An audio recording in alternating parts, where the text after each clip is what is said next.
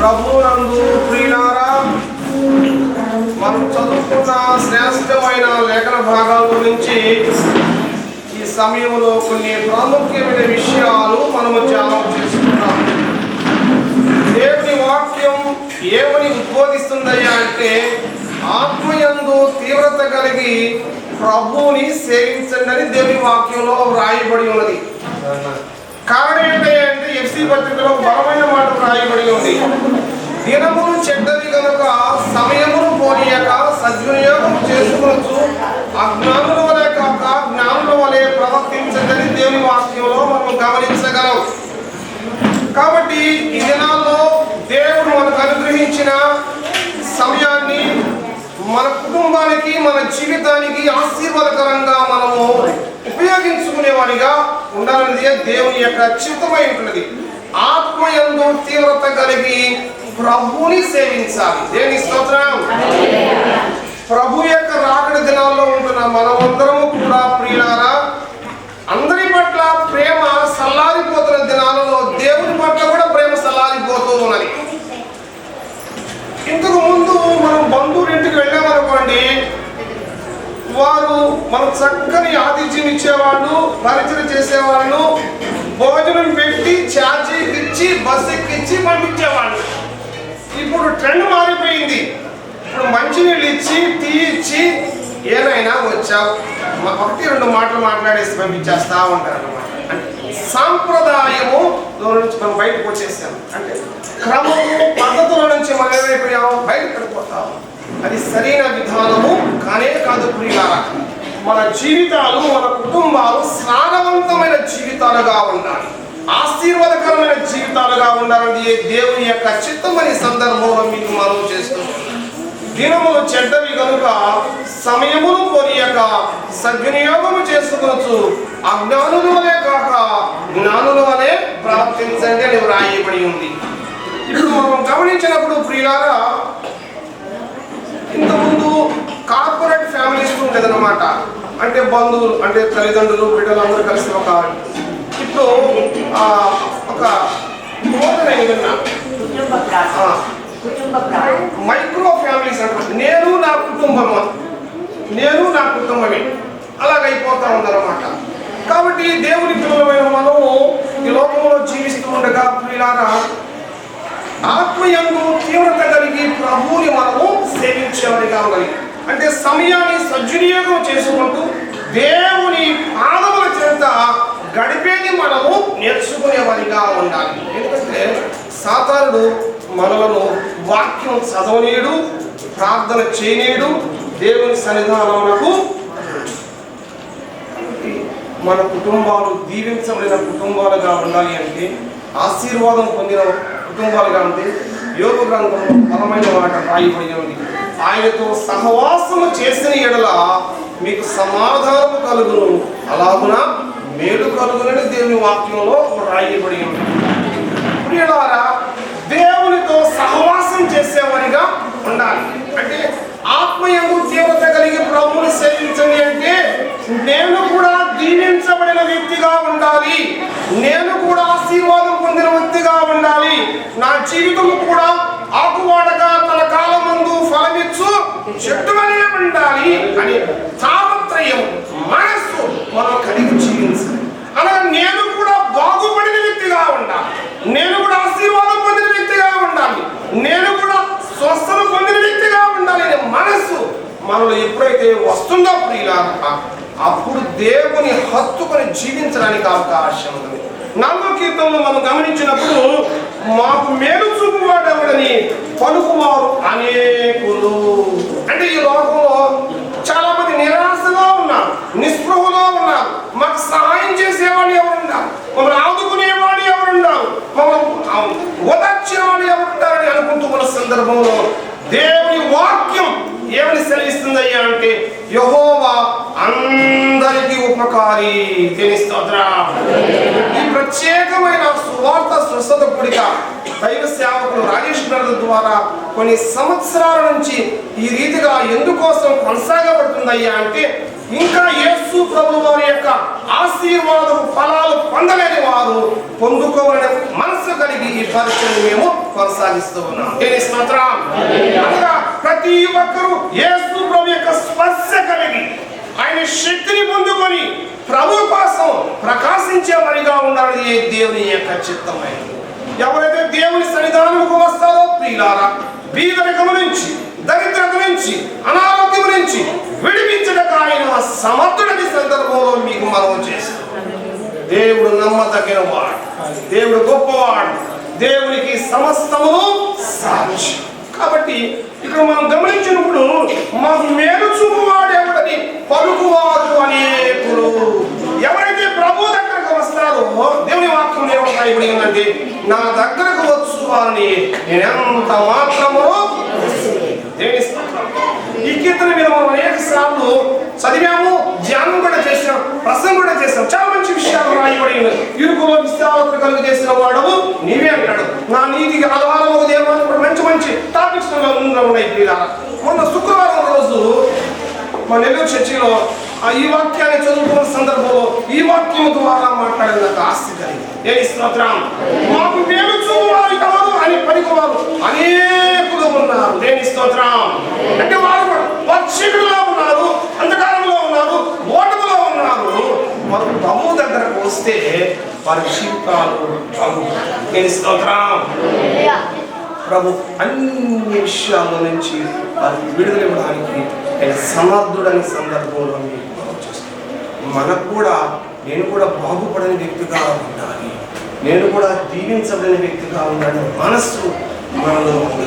మనం ఏం చేస్తామంటే కొంచెం స్థిమితంగా ఉంది సార్, పర్వాలేదే అని అనుకుంటాం. అంటే తాత్కాలికమైన ఆశీర్వాదం కోసమే, తాత్కాలికమైన ఉపశాంతి కోసమే మనం ప్రయాసపడతాము. కానీ ఫలభరితమైన సంపూర్ణమైన ఆశీర్వాదం మనం పొందుకోలేకపోతూ ఉన్నాం.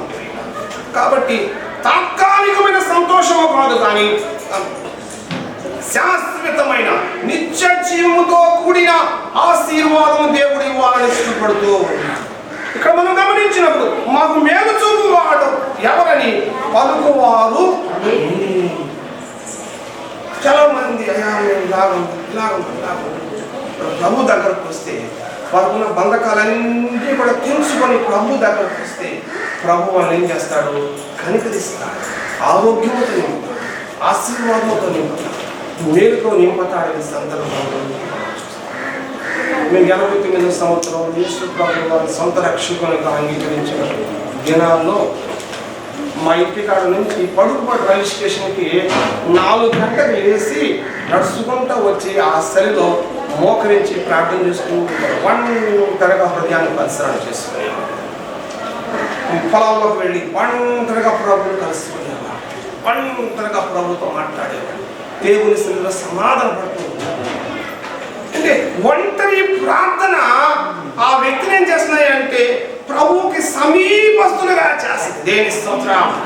ప్రభు యొక్క పాదాలను పట్టుకోవడానికి ఉపయోగపడుతుంది. ఇప్పుడు 4 గంటలు వేసి నడుచుకొని ప్రభు ఆ తాపత్రయము, ఆ ఆశ మనలో ఉండాలి.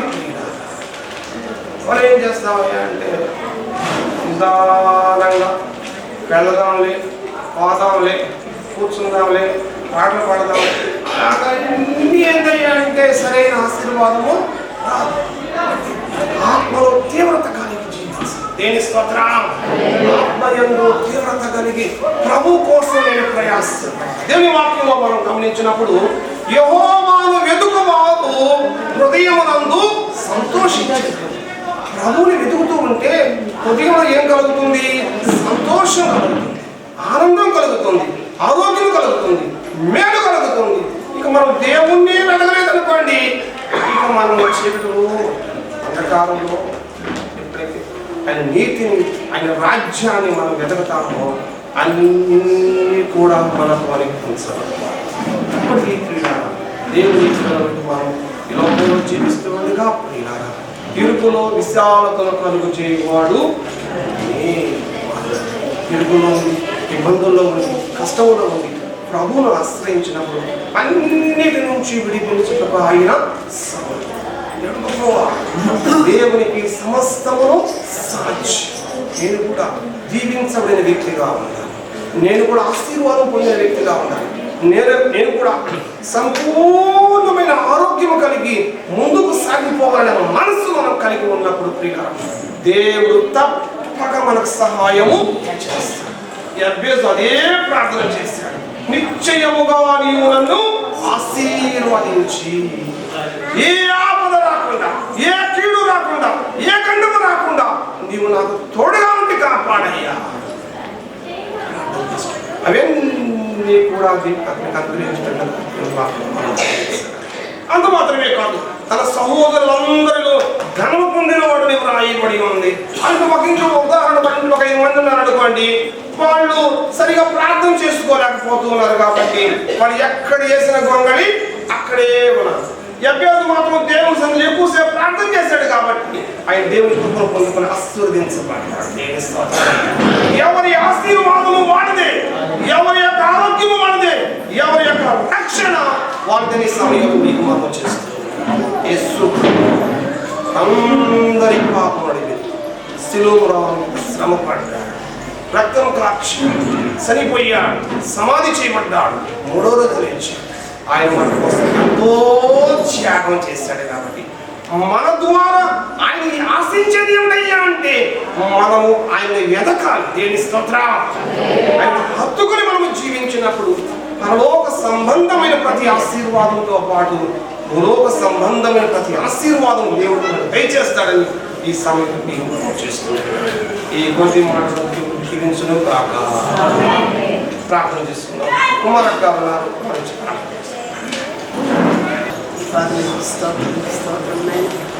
తండ్రి ఈ యొక్క దినమునైనా మాకు మీరు ఏర్పాటు చేస్తున్నాను.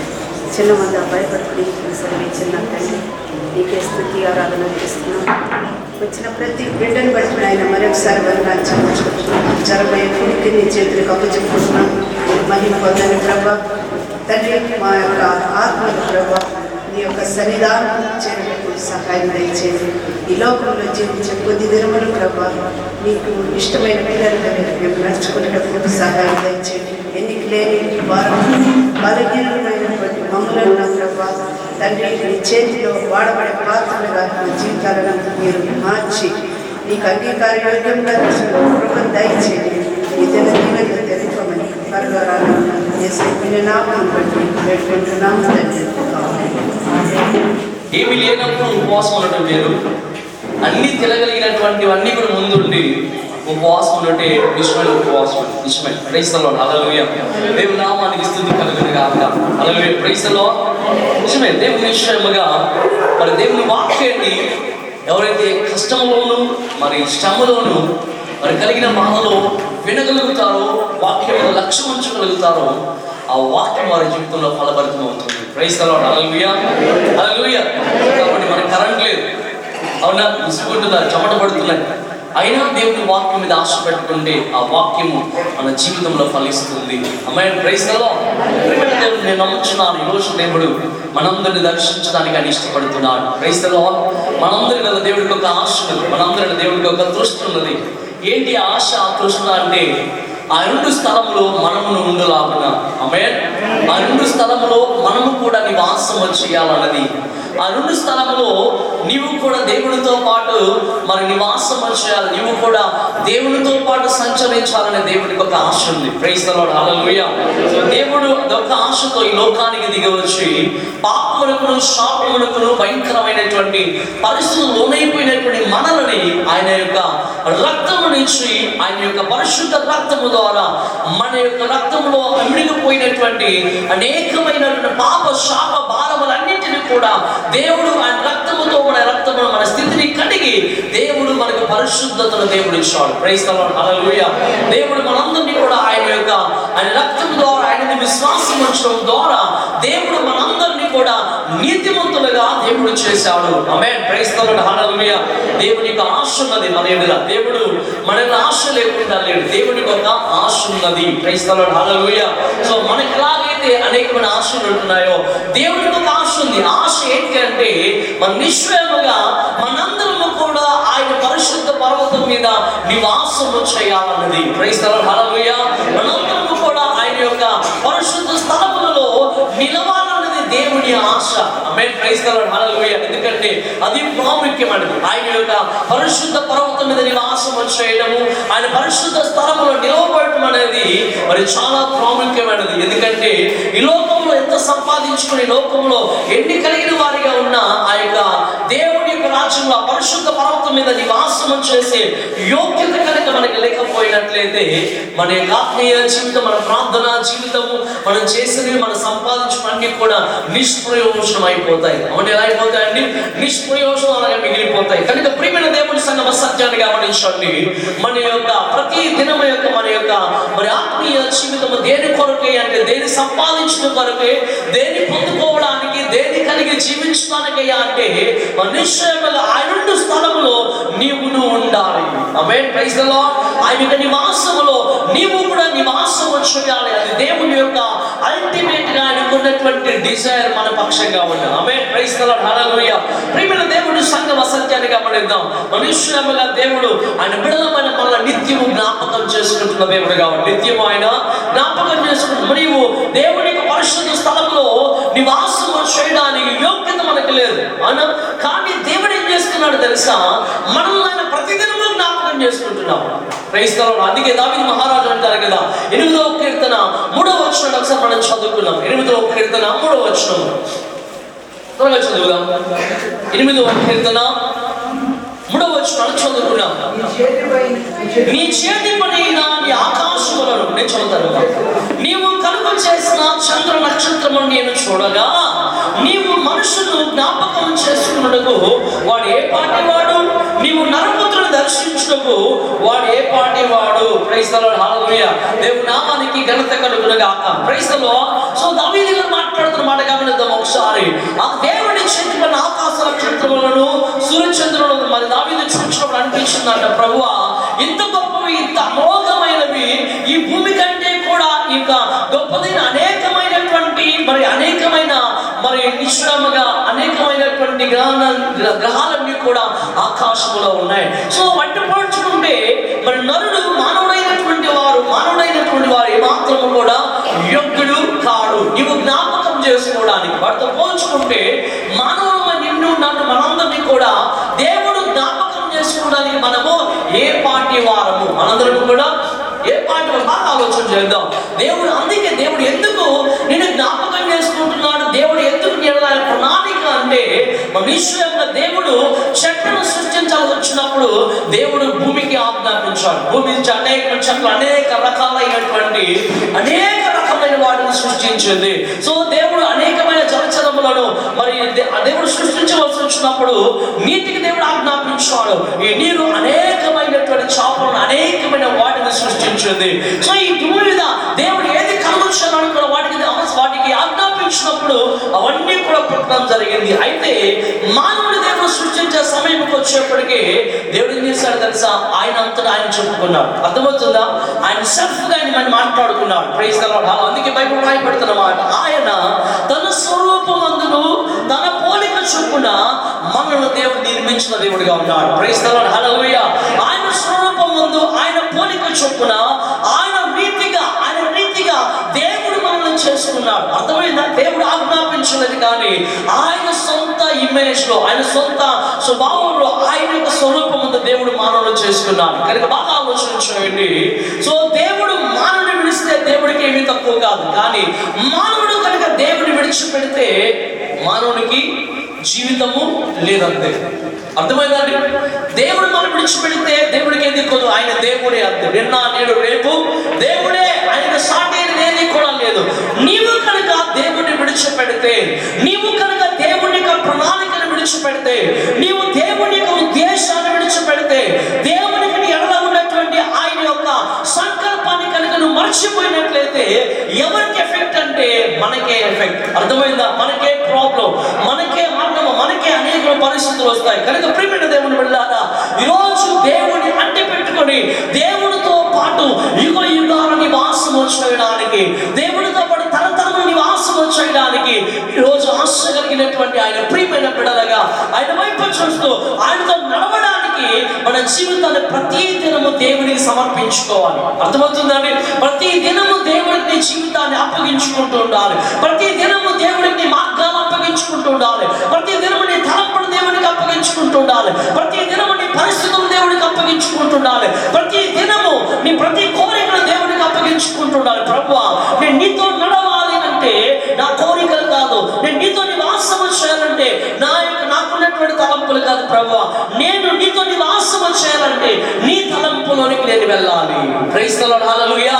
నేను నీతో నివాసము చేయాలి, నేను నీతో నడవాలి అంటే నీ మార్గములోనికి నేను రావాలి. ప్రైజ్ ది లార్డ్, హల్లెలూయా. బాగా ఆలోచన చేద్దాం. మనందరం ఎలా ఉంటామంటే చాలా పరిస్థితుల్లో మనం ఆల్రెడీ అనేకమైనవి కూడా మనం సిద్ధపరిచేసుకొని చివరికి దేవుని చిత్తం ఏమైనా ఉందా అని చివరికి దేవుని చిత్తం దగ్గరికి వస్తాం. అర్థమైందా?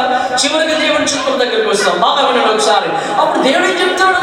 నువ్వు ఆల్రెడీ ప్రిపేర్ అయిపోయినప్పుడు, ఆల్రెడీ అన్ని సిద్ధపరచుకున్నప్పుడు దేవుని దగ్గరికి వస్తే దేవునితో మాట్లాడు. నువ్వేమీ సిద్ధపరచకుండా, నువ్వే విధమైన ప్రిపరేషన్ లేక నీ దేవుని దగ్గరికి వచ్చి ప్రభువా, ఈ విషయంలో నీ సంకల్పం ఏంటి, ఈ చిత్తం ఈ విధమైన పరిస్థితుల్లో నీ యొక్క చిత్తం ఏంటి ప్రభు, నువ్వు దేవుని అడిగినప్పుడు దేవుడు అప్పుడు ఆయన చిత్తానికి తెలియపరుస్తాడు. ఆమేన్. ప్రైజ్ ది లార్డ్, హల్లెలూయా.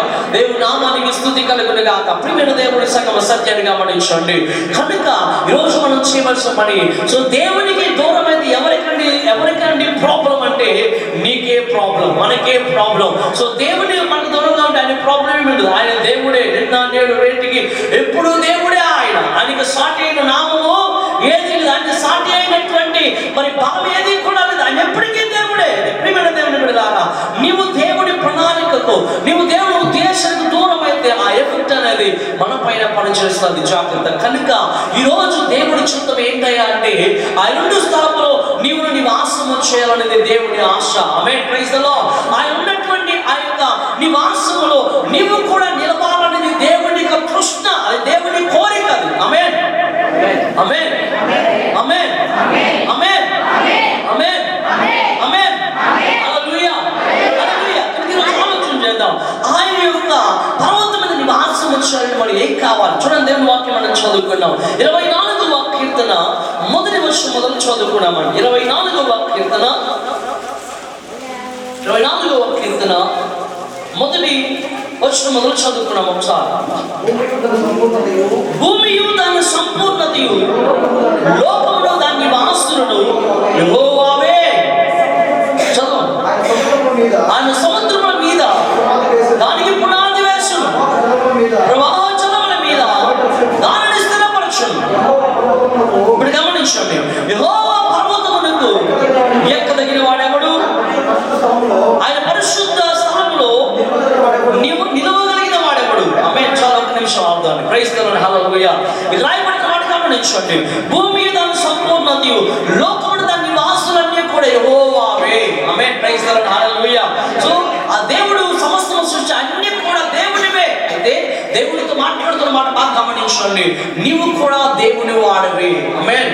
నీవు ఆయన యొక్క అందుకే 100వ కీర్తనలో రాయబడుతుంది, మనందరం ఆయన మేపు గొర్రెలు, మనందరం ఆయన యొక్క ప్రజలం. ఎందుకంటే ఆయనే మనం సృష్టించాడు, ఆయనే మన సృష్టికర్త. కనుక మనందరం కూడా ఆయన వారం, మనందరం కూడా ఆయన వారం. కనుక ఆయన వారమైతే దేవుడు మన నిశ్చయముగా, నువ్వు దేవుని ఎరిగినా ఎరగకపోయినా, నువ్వు ఎలా బ్రతికినా ఎలా జీవించినా, నిన్ను దేవుడు తీసుకెళ్లి పరలోక రాజ్యంలో పెట్టడానికి ఆయన ఇష్టపడలేదు. అర్థమవుతుందా? నేను తీసుకెళ్లి దేవుడి యొక్క పరిశుద్ధ పర్వతం మీద నేను ఉంచడానికి దేవుడు ఇష్టపడలేదు. ఎందుకంటే ఆయన యొక్క పరిశుద్ధ పర్వతంలో నువ్వు నిలవాలంటే నీకు ఒక అర్హత కావాలి, నీకు ఒక యోగ్యత కావాలి, నీకు ఇది. మన అందుకే సాతానుడు ఏం చేస్తాడు తెలుసా? ఈ పరలోక రాజ్యంలోనికి నిలవగలిగేటువంటి ఆ స్తోమతను కలుగు చేయకుండా మన జీవితాలకి లోకంలో ఉన్నటువంటి అనేకమైన బాధలు, అనేకమైన చింతలు, అనేకమైనటువంటి అనేకమైన విచారాలు పెట్టి ఏం చేస్తున్నాడు తెలుసా? దేవుని యొక్క రాజ్యమునకు మనం యోగ్యత సంపాదించుకునేలాగా చేయడం లేదు. అందుకే బయట ఒక మాట ఉంది, మరి దేవుని విత్తనాలు చూడబడ్డాయి. కొంతమందికి వాళ్ళు ఉన్నటువంటి ఐక్యమైన విచారాల, వాళ్ళ లోకాన్ని గురించిన చింత, వారికి ఉన్నటువంటి వేదన, బాధ వలన అవి మొలకెత్తాయి. కానీ ఏమయ్యే తెలుసా? ఈ ముళ్ళ తుప్పలన్నీ కూడా, ఈ ఐక్యమైన విచారాలన్నీ కూడా దాని పైకి రానివ్వకుండా మొక్కను అణిచివేసి చంపేశాయి. అర్థమవుతుందా? బాగా వినండి ఒకసారి. అందుకే దేవుడితో మాట్లాడుతూ తెలుసా? ఈ యొక్క ఐక్యమైన విచారాలన్నీ కూడా నీ హృదయంలో నీలో నుండి నేను దేవుడిని ఎదగనివ్వకుండా చేస్తున్నాయి. అందుకే సాతానుడు నీకు ఏం తెలియపరుస్తున్నాడు, సాతాను నీకు ఏం జ్ఞాపకం చేస్తున్నాడంటే నీ శ్రమ దినములను నీకు జ్ఞాపకం చేస్తూ ఉంటాడు. నువ్వు కలిగినటువంటి కష్టాలు, నీకున్న లేమిని, నీకున్న కొదువును, నీకున్నటువంటి ప్రతి విధమైనటువంటి పరిస్థితులన్నీ కూడా నీకు జ్ఞాపకం చేసి ఏం చేస్తాడు తెలుసా? నీ జీవిత కాలం అంతా అదే శ్రమలో, నీ బ్రతుకు దినములన్నీ కూడా అదే వేదనలో, నీకు బ్రతుకు కాలం అంతా కూడా అదే పరిస్థితుల్లో బ్రతకడానికి ఎప్పుడు నీ చుట్టూ ఒక రింగు వేస్తాడు. ఈ రింగులు ఏముంటాయి అంటే ఎటు తిరిగినా ఈ బాధల సమస్య ఏమీ తప్పేది కానీ. కాబట్టి మనం బ్రతికినంత కాలం ఏం చేస్తామంటే మన బాధల కొరకు ప్రయాసపడతాం. ఎవరైనా చర్చుకోవాలి, అమ్మా నేను దేవుడి రాజ్యంలో అడుగు పెట్టాలనేటువంటి ఆశతో వచ్చాను చర్చని ఎవరైనా చెప్తారా? ఎవరు చెప్పరు. ఏమంటారు తెలుసా? అమ్మా మా కూతురికి పెళ్లి చేయాలి, మా కొడుకుకి పెళ్లి చేయాలి, మా కొడుకు మంచి ఉద్యోగం రావాలి, ఇదిగో నాకు ఈ వ్యాధి ఉంది, ఈ వ్యాధి బాగోయితే చాలు అనగా మనకున్నటువంటి అనేకమైన విచారములను బాగా ఆలోచన చేయండి. మనకున్నటువంటి వ్యాధి బాధలను తలంచుకుంటూ దేవుని మందిరంలో అడుగు పెడుతున్నాం, మరలా తిరిగి వెళ్ళిపోతున్నాం. సో వీరికి ఏం అవసరం అంటే వాక్యం వీరికి అవసరం లేదు. అర్థమైందా? సో దేవుడు ఏం మాట్లాడుతున్నారో వారికి అవసరం లేదు. దేవుడు ఏమి వారితో మాట్లాడాలి, ఏం చెప్పడానికి ఇష్టపడుతున్నారో అది వారికి అవసరం లేదు. అర్థమైందా? కొంతమంది అప్పుడు ఫోన్ చేస్తుంటారు. ఫోన్ చేసినప్పుడు పలానా సమస్య అంటారు, ఓకే ప్రార్థన చేస్తాం. ప్రార్థన చేసిన తర్వాత దేవుడు ఏం చెప్తున్నాడో చెప్పడానికి బదులుగా మరలా రిపీట్ చేస్తాం. మరలా చెప్పిన దాన్ని మరలా రిపీట్ చేస్తాం. ఓకే కొన్నిసార్లు ఏమన్నా అలా వినలేదని కొంతమంది ఏమనుకుంటారు తెలుసు, మాస్టర్ గారికి బాగా స్టైల్ ఎక్కువైపోయిందండి, బాగా ఈ మధ్య బాగా వాడబడుతున్నాడు కదా, కొంచెం ఫోర్స్ ఎక్కువైపోయింది కాబట్టి సమస్యలు కూడా వినేటువంటి ఇదిలో లేడు అనుకునేటువంటి వాళ్ళు చాలా మంది ఉంటారు. నేను మిమ్మల్ని కాదు, మిమ్మల్ని నాకు తెలుసు కాబట్టి అంటున్నా. సో దాన్ని బాగా ఆలోచన చేద్దాం. సో విన్నామనుకోండి మరలా రిపీట్ చేస్తారు, మరలా రిపీట్ చేస్తారు. సో ఇప్పుడు దేవుడు అప్పగించినప్పుడు దేవుడు ఏం మాట్లాడాడు, ఈ సమస్యలో దేవుడితో ఏం సెలవిస్తున్నాడు అనే దాని బదులుగా ఇది మాత్రం వింటూ మరలా దాన్ని రిపీట్ చేస్తాం. అప్పుడు అనిపిస్తుంటుంది వీరికి దేవుడు ఏం మాట్లాడుతున్నా వినటం ఇష్టం లేదు కనుక వీరికి వారి బాధలు చెప్పుకుంటూ బ్రతకడమే వారికి ఇష్టం. వారికి ఉన్నటువంటి సమస్యలు చెప్పుకుంటూ ఆ సమస్యల వలయంలో బ్రతకడం వీరికి ఇష్టం. కాబట్టి వారు అలాగనే ఉంటారు. ఎన్ని రోజులైనా ఎంత కాలమైనా అదే రింగ్లో తిరుగుతున్నాడు. నిజమే, ఇవన్నీ ఎవరు కలుగు చేస్తున్నారు? సాతానుడు కలుగు చేస్తారు. అందుకే దేవుడు అంటాడు కదా, మరి యెషయా 43వ అధ్యాయము మరి 17-16 వచ్చి రాయబడుతున్న మాట. నిశ్చయం చూడండి, ఒకసారి మాట మనం చదువుకున్నాం చూడండి. 43వ అధ్యాయం యెషయా గ్రంథము 18వ కీర్తన చదువుదాం. 18వ వచనం, మునుపటి వాటిని జ్ఞాపకం చేసుకొనుడి, పూర్వపు సంగతులను తలంచుకొనుడి, ఇదిగో నేను నూతన క్రియ చేయుచున్నాను, మీరు దానిని ఆలోచింపరా. బాగా ఆలోచన చేయండి. రాయబడుతున్న మాట ఆలోచన చేస్తే దేవుడు నూతనమైన క్రియ చేయడానికి ఇష్టపడుతున్నాడు. కానీ మనం దేవుడు ఏం చేయబోతున్నాడు ఆలోచించట్లేదు. కానీ ఇవన్నీ కూడా తలంచుకుంటూ వీటి మధ్య ఉండిపోతున్నాం కనుక సాతానుడు మనిషి అనేకమైనటువంటి ఈ లోక చింతనని, ఈ లోక ఐక్యమైన విచారాలను పెట్టి ఏం చేస్తున్నాడు తెలుసా? దేవుని చిత్తమును, దేవుని యొక్క ప్రణాళికను నీ జీవితంలో ఎరగనివ్వకుండా చేస్తున్నాడు. కనుక ప్రియమైన దేవుడి సంగమా సత్యాన్ని గమనించండి. మన యొక్క గోల్, మనకున్నటువంటి గమ్యం ఏంటి అంటే మన బాధలో, మన శ్రమలో, మనకున్న కష్టము, మనకున్న వేదనలో, మనకున్న దుఃఖమే కాదు, మన యొక్క హల్లెలూయా బాగా ఆలోచన చేద్దాం. దేవుని వాక్యాన్ని మనం ధ్యానించేద్దాం. Praise the lord. హల్లెలూయా. సో ఇవే కాదు మనకు ఉండవలసింది. మన యొక్క గోల్ ఏంటి అంటే మనం ఆయన స్థలములో, ఆయన పరిశుద్ధ పర్వతం మీద నివసింపడానికి లేదా అక్కడ నివాసం చేయడానికి ఈ భూమి మీదే మన యోగ్యతను సంపాదించుకోవాలి. అర్థమవుతుందండి? బాగా వినండి ఒకసారి. పరలోక రాజ్యములోనికి అడుగు పెట్టడానికి, ఆ దేవుని పరిశుద్ధ పర్వతం మీద నివాసం చేయడానికి మన నిశ్చయంగా ఈ భూమి మీదే మనకు యోగ్యత కావాలి. అర్థమవుతుందా? ఈ భూమి మీదే మనకు యోగ్యతను సంపాదించుకోవాలి. ఈ భూమి మీద యోగ్యతను సంపాదించుకుని ఏం చేయాలి తెలుసా? దేవుని యొక్క చిత్తములను జీవించడం నేర్చుకోవాలి. Praise the lord. హల్లెలూయా. దేవుని యొక్క ఉద్దేశములో, దేవుని యొక్క ప్రణాళికలను బ్రతకడం నేర్చుకోవాలి. ప్రియమైన దేవుని సంగమ సత్యాన్ని గమనించండి. సో కానీ మనం ఏం చేస్తున్నామంటే మన జీవిత కాలం అంతా కూడా, సో మన యొక్క జీవిత కాలం అంతా కూడా విటువైపే తిరుగుతూ చివరికి మన జీవితం అంతా కూడా ముగిసిపోతుంది. ఎవరి కోసమయ్యా అంటే ఈ లోక చింతలతో, ఈ లోక యాతలతో, ఈ లోక ఐక్యమైన విచారాలతోనే మన జీవితం ముగిసిపోతుంది. ఆ తర్వాత ఏ సంపాదించిన దేవుని కొరకే, దేవుని రాజ్యం అడుగు పెట్టడానికి నువ్వు కలిగిన రీతిని ఆలోచన చేసినట్లయితే ఏమీ కనిపించడం లేదు. అందుకే దేవుడు ఆయన బిడ్డలమైన మన మనతో మాట్లాడుతున్న మాట, దేవుని కాలము సమీపించి ఉండగా దేవుడు అతి శీఘ్రం మధ్యాకాశమునకు వచ్చి ఆయన ఏర్పరచుకున్న ఆయన సంఘమును ఈ భూమి మీద నుంచి కొనుక్కోబడేటువంటి దేవుని యొక్క రాకడ కాలము, సంఘం ఎత్తబడేటువంటి కాలము అతి సమీపంగా ఉండగా దేవుడు ఆయన బిడ్డల మనతో మాట్లాడుతున్న మాట ఏంటో తెలుసా? మనుష్యులుగా ఆయన పరిశుద్ధ పర్వతం మీదకి ఎక్కదగిన వాడెవడు? ఆయన పరిశుద్ధ స్థలములో నిలువదగిన వాడెవడు? ఆమె ఒక ప్రశ్న వేయబడుతుంది. ప్రైజ్ ది లార్డ్, హల్లెలూయా. సో ఒకసారి మనం ఆలోచన చేద్దాం. మనం 24 గంటలు ప్రార్థన చేస్తే పరలోక రాజ్యానికి వెళ్ళిపోతామా? ఏంటి మేము ప్రశ్న అడుగుతున్నాం. మనం 24 గంటలు ప్రార్థన చేస్తే పరలోక రాజ్యానికి వెళ్ళిపోతామా? ఏమండి మేము ప్రశ్న అడుగుతున్నాం. లేదంటే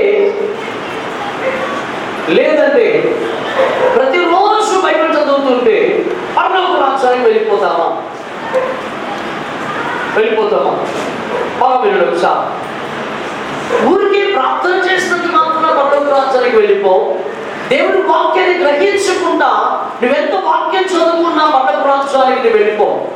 పరలోక రాజ్యంలోని కనుక యెహోవా యొక్క పరిశుద్ధ పర్వతం మీదకి ఎక్కడానికి కావలసినటువంటి కొన్ని యోగ్యతలు ఉన్నాయి. కొన్ని యోగ్యతలు సంపాదించుకోవాలి. ప్రైజ్ ది లార్డ్, హల్లెలూయా. దేవుని నామానికి మహిమ కలుగును గాక. అందుకే ఒక జాబ్ గవర్నమెంట్ కనుక కొన్ని జాబులు రిలీజ్ చేస్తుంది అనుకో, వాటికి కొన్ని ఏం చేస్తుంది? వాటికి వయో పరిమితి ఉంటుంది. లేదా ఈ జాబ్కి ఇది చదివిన వాళ్ళు మాత్రమే అప్లై చేసుకోవాలంటుంది. అవునా? ఈ జాబ్కి డిగ్రీ చదివిన వాళ్ళు అప్లై చేసుకోవాలి. ఈ జాబ్కి ఇంటర్ చదివిన వాళ్ళు అప్లై చేసుకోవాలి. ఈ జాబ్కి గ్రాడ్యుయేషన్ వాళ్ళు, పోస్ట్ గ్రాడ్యుయేషన్ వాళ్ళు అప్లై చేయాలి. అనగా ఒక విధమైనటువంటి క్రమం ఒకటి ఉంది. అర్థమవుతుంది. అనగా నీవు ఆ యొక్క జాబ్ పొందుకోవాలంటే లేదా జాబ్ను అప్లై చేయాలంటే నీకు ఈ విధమైన క్వాలిఫికేషన్ ఉండాలి.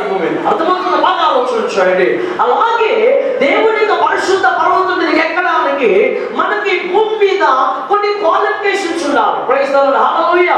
సో కొన్ని అధికారులు, మనకు కావాల్సిన కొన్ని గుణగణములు, కొన్ని పరిస్థితులు మనం కలిగిన వారిగా ఉండాలి. అందుకే దేవుడితో మాట్లాడుతున్న మాట ఏంటనగా, ఎవరండి ఆయన పరిశుద్ధ పర్వతం మీదకి ఎక్కదగిన వాడు?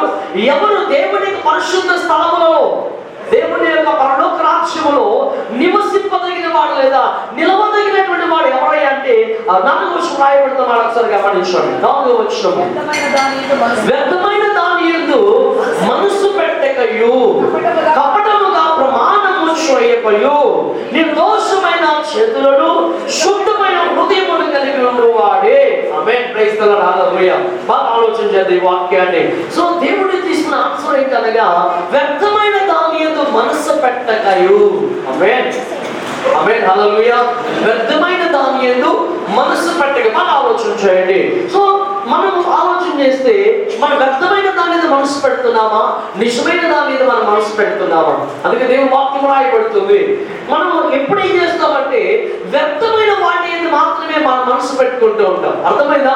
వ్యర్థమైనటువంటి వాటి మీద, వ్యర్థమైన పరిస్థితులకు మనం ఎక్కువ టైం ఇచ్చేస్తూ ఉంటాం. దేవుడి కన్నా కూడా టైం వాటికి ఎక్కువ ఇచ్చేస్తుంటాం. అర్థమవుతుందా? సో దేవుడి యొక్క ప్రార్థన కన్నా కూడా మనం టీవీ కూర్చుంటే కొన్ని గంటలు గడిచిపోతూ ఉంటాయి. అవునా? ఫోన్ చేతిలో పట్టుకుంటే కొన్ని గంటలు వెళ్ళిపోతూ ఉంటాయి. ఇంటర్నెట్ కనుక ఆన్ చేసుకుంటే అది రాత్రి పగలనేది కూడా అర్థం కాదు. అవునండి? రాత్రి పగల ఇటీవల కాలంలో ఒక అబ్బాయిని తల్లిదండ్రులు తీసుకొచ్చారు. ఏంటి అంటే ఆ అబ్బాయికి నిద్ర కూడా రావట్లేదంట. ఏంటంటే పరిస్థితి అంటే ఏదో గేమ్ పెట్టుకుంటున్నాడు, పబ్జీ అనే గేమ్. ఈ గేమ్ పెట్టుకుని గేమ్ ఆడుతూనే ఉంటాడు. అర్థమవుతుందండి? గేమ్ ఆడుతూనే ఉంటాడు. రాత్రి నిద్ర పట్టదు. ఏంటంటే వాడితో దానికి ఎడిక్ట్ అయిపోయాడు. దాంతో ఆడుతుంది, నిద్రపోవట్లేదు. మరి స్కూల్కి వెళ్ళని చెప్పి గొడవ, ఇంట్లో తల్లిదండ్రులు కొట్టలేక తిట్టలేక సో ప్రార్థన చేయించాలని తీసుకొచ్చిన తర్వాత ఏంటి అంటే అప్పుడు కూడా తన సెల్ ఫోన్ పట్టుకుని ఆడుతున్నాడు. బాగా ఆలోచన చేయండి. చాలా మంది తల్లిదండ్రులు మరి పిల్లలు కూడా ఏం చేస్తున్నారు తెలుసా? వ్యర్థమైన వాటి ఎందుకు మనసు పెడుతున్నారు. అందుకే ఈ రోజుల్లో చాలా మంది పిల్లలకి మరి 2వ 3వ తరగతి అప్పుడే వచ్చేది ఏముంటుందో తెలుసా? సెల్ ఫోన్స్ ఉంటున్నాయి. సెల్ ఫోన్స్ అంటే ఈ తల్లిదండ్రులకు ఏమవుతుందో తెలుసా? కొంచెం ఆడుకుంటారు. కానీ చిన్నతనం నుంచి దేవుని వాక్యంలో మాట రాయబడుతుంది, బాలుడు నడవలసిన త్రోవను వారికి నేర్పుము, పెద్దవాడైనప్పుడు వాడు దాని నుంచి తొలగిపోడు. అర్థమైంది బాగా? కానీ నువ్వు చిన్నతనం నుంచి పిల్లలకి ఏం నేర్పిస్తున్నావు తెలుసా? సెల్ ఫోన్ ఎలా ఆపరేట్ చేయాలి నేర్పిస్తున్నావు. కాబట్టి వాడికి చిన్నతనం నుంచి ఏం అలవాటు అవుతుంది చెప్పండి?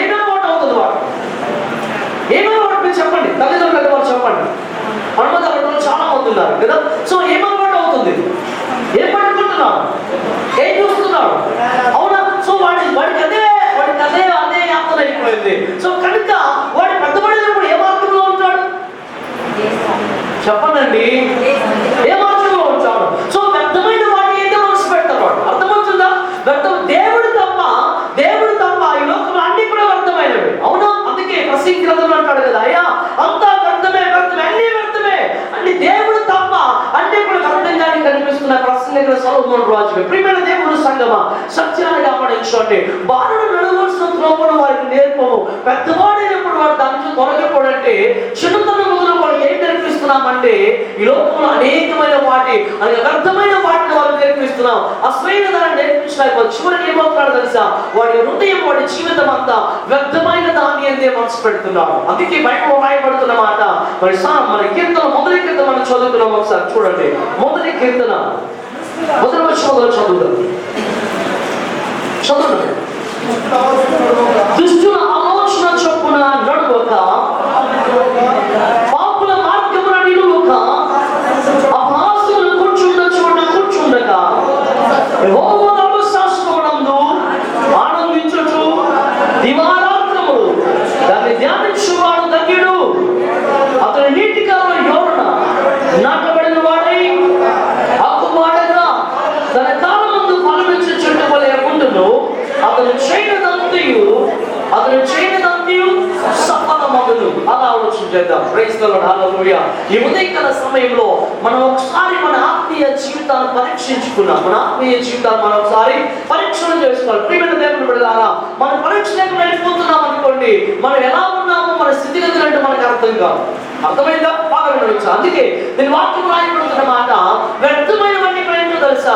దుష్టుని ఆలోచన అన్ని కూడా వ్యర్థమైనవే. ప్రైజ్ ది లార్డ్, హల్లెలూయా. దేవుని నామానికి ఘనత కలుగును గాక. ఈ లోకంలో సమస్తము వ్యర్థమైనవిగా ఉన్నాయి. అవునా?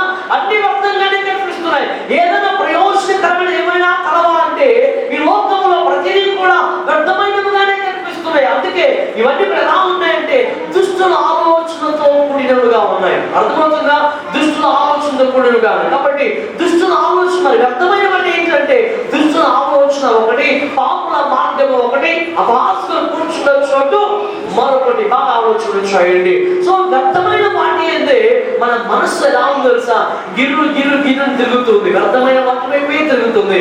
ఎందుకంటే మనకు కావాల్సిన వ్యర్థమైనవే కోరుకుంటున్నాం. అంతేగాని శాశ్వతమైనటువంటి దానికోసం మనం ప్రయాసపడటం లేదు.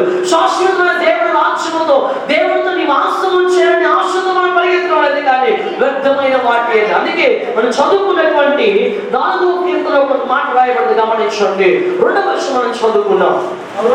నరులారా, ఎంతకాలము నా గౌరవమును అవమానంగా మార్చదురు, ఎంతకాలము వ్యర్థమైన దానిని ప్రేమించదురు, ఎంతకాలము అబద్ధమైన వాటిని వెతకదు. చాలండి, దేవుడి నామానికి ఘనత కలుగును గాక. బాగా ఆలోచన చేద్దాం. ఎంతకాలము నా గౌరవమును అవమానముగా మార్చెదరు. దేవుడు మనతో మాట్లాడదు, గమనించండి. దేవుడు మనకు గౌరవం ఇచ్చాడు. దేవుడు, అవునండి, దేవుడు ఏమి ఇచ్చాడు నీకు? చెప్పండి, గౌరవం ఇచ్చాడా? ఈరోజు సమాజంలో ఒక మంచిగా బ్రతకగలుగుతున్నామంటే ఎవరిచ్చిందని? దేవుడు ఇచ్చిన గౌరవం నీకు. అర్థమైందా? దేవుని గౌరవాన్ని ఇచ్చాడని సమాజంలో. నా మట్టి నేను చెప్తాను, ఈరోజు దేవుని కలిగిన వారిగా ఉన్నాము కాబట్టి సమాజంలో గౌరవం ఉంది. ఆమేన్. ఒక క్రైస్తవుడు అంటే అనేకులకి తిరిగి ఆశీర్వదింపబడిన వాడు, ఇతను దీవించబడిన వాడుగా అనేక మంది మరి ఒక లెక్కలో వేస్తున్నారంటే కారణం ఏంటో తెలుసా? దేవుడు నీకు గౌరవాన్ని ఇచ్చాడు. కానీ మనం ఆ గౌరవాన్ని ఏం చేస్తున్నాము తెలుసా? అవమానముగా మారుస్తున్నాం. ఎవరి విషయంలో? దేవుడి విషయంలో అవమానంగా మార్చేసుకుంటున్నాం. అర్థమని అనగా దేవుడు ఇచ్చినటువంటి గౌరవాన్ని, దేవుడు మనకి ఇచ్చినటువంటి ఆ ఆశీర్వాదం అన్ని కూడా అనుభవిస్తూ దేవుని పక్కన పెట్టేస్తున్నాం. అర్థమైందా? దేవుని యొక్క ప్రణాళికను, దేవుని యొక్క ఆశను, దేవుని యొక్క తృష్ణ పక్కన పెట్టి ఏం చేస్తున్నామో తెలుసా? వ్యర్థమైన వాటిని ప్రేమిస్తున్నాం. అందుకే రాయబడుతున్న వాడు, ఎంతకాలము వ్యర్థమైన దానిని ప్రేమించదురు, ఎంతకాలము అబద్ధమైన వాటిని ఎంతకాలం మనం ఏం ప్రేమిస్తున్నాం? వ్యర్థమైన వాటిని ప్రేమిస్తే వారిగా ఉంటున్నాం. ప్రియమైన దేవుని సంగమ సత్యాన్ని గమనించండి. వ్యర్థమైన వాటిని ప్రేమిస్తూ, వ్యర్థమైనటువంటి అనేక అబద్ధమైనటువంటి వాటి వైపు చూస్తూ మన జీవితంలో దేవుడు మన కొరకే సమకూర్చినటువంటి, మన కొరకే సిద్ధపరిచినటువంటి ఆ పరలోక రాజ్యమును మనం కోల్పోతున్న పరిస్థితుల్లో కనిపిస్తున్నాం. అందుకే దేవుడితో మాట్లాడుతున్న మాట, వ్యర్థమైన వాటి యందు మనసు పట్టకూడదు. Praise the lord. హల్లెలూయా, హల్లెలూయా. ఏంటంటే వ్యర్థమైన వాటి, ఇంకా మనం చదువుకున్నాం చూడండి, దేవుని యొక్క ఆత్మకు వ్యతిరేకమైనవన్నీ కూడా వ్యర్థమైనవే. చూడండి, దేవుని వాక్యం మనం చదువుకున్నాం. గలతీ రాసిన పత్రిక 5వ అధ్యాయము, గలతీ రాసిన పత్రిక 5వ అధ్యాయము, అదే చదువుకున్నాం చూడండి. 19వ వచనం చదువుకున్నాం. 19. శరీర కార్యములు స్పష్టమైనవి. అదేమనగా జారత్వము, అపవిత్రత, కాముకత్వము, విగ్రహారాధన, అభిచారము, ద్వేషములు, కలహములు, మత్సరములు, క్రోధములు, కక్షలు, భేదములు, విమతములు, అసూయలు, మత్తతులు, అల్లములు కూడిన ఆటపాటలు మొదలైనవి. చదువు. వీటిని గూర్చి నేను మునుపు చెప్పిన ప్రకారము ఇట్టి వాటిని చేయువారు దేవుని రాజ్యమును